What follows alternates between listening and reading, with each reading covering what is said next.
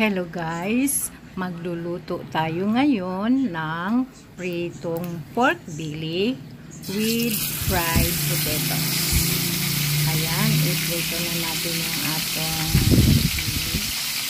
yung pork belly pala guys, kailangan ibabad natin siya sa kalamansi, tuyo, kaunting asin, kaunting biscuit, at saka black pepper to the taste. Ngayon, pagkatapos babad ng mga 30 minutes, i-fried na natin yung ating pork. Ayan na siya guys, kabilaan lang ang pag-fried natin.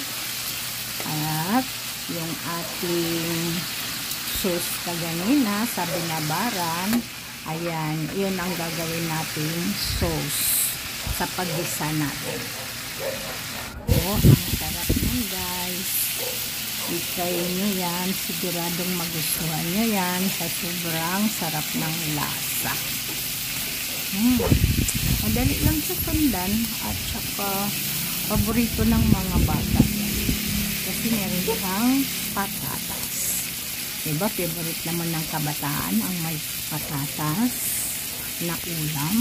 Ayan, try nyo.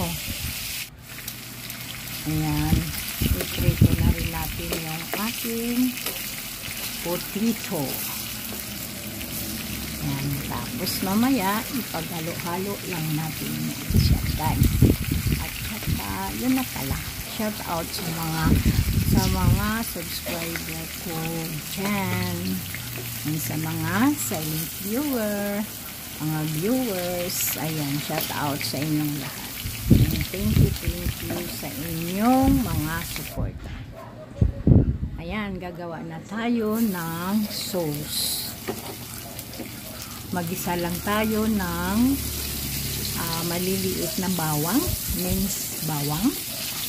Ayan, ipa-brown lang natin ng kaunti bago natin ilagay yung ating sibuyas.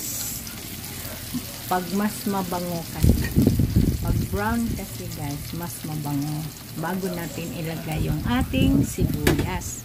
At dinamihan ko na yung aking sibuyas guys para mas masarap yung aking linuto. Try nyo ganyan guys na pagkaluto, masarap yan. Yan.